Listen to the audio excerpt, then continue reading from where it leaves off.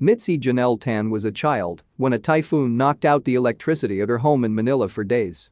When it was finally safe enough to step outside, all the big trees I grew up with were uprooted, and I cried, the 23-year-old Filipino activist said.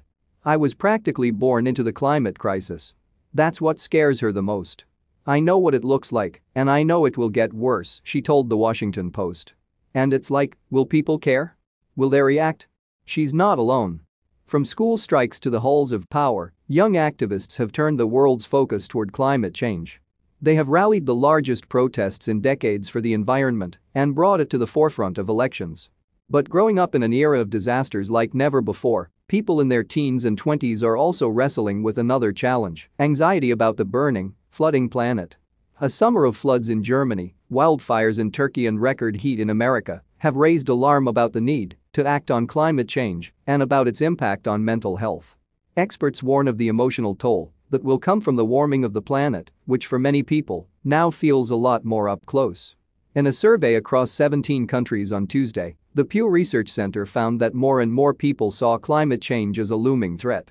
The study found that young people tend to worry more about it harming them than older adults. I think it's because there's our whole future ahead, Tan said. We're always told, oh, you're so young, there's so much you can still do. And then it's like bam, is there? She has watched floodwaters inundate villages in the Philippines, which is ranked both among the most high-risk countries for climate change and the most dangerous for land defenders. The environmentalist has tried to channel the uncertainty into her work, talking about the environment at schools, helping farmers get irrigation equipment and joining fishing communities fighting new casino projects. A lot of my anxiety really stems too from the knowledge that this isn't just happening, people are doing it actively, world leaders, the fossil fuel industry, she said. For many young people, the feeling that governments have betrayed them fuels a sense of doom, according to Carolyn Hickman, lead author of a study into how 16 to 25-year-olds feel about the response to climate change.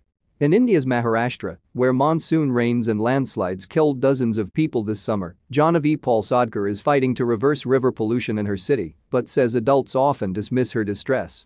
Right now, we're seeing out-of-control wildfires and heavy rains, said the 18-year-old student.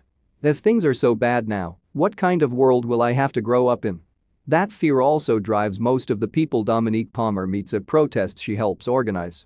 One thing that particularly strikes the British university student is how many protesters are in their early teens. People younger than me, like 14 and 15 years old, it's just incredibly sad that so many feel like they have to act, otherwise they won't have a future, Palmer, who is 21, added. A lot of people call us inspiring, but it's also just really heartbreaking. The climate activist has long worried about her relatives in the Caribbean, where the rising sea is eroding the coast. But even here, when a lot of the flooding happened, it just showed how much we are not well equipped, she said. That's really scary for me. The pace at which we are hitting tipping points. We've been seeing it in Europe, and it could be right here again. And we are not equipped to deal with it.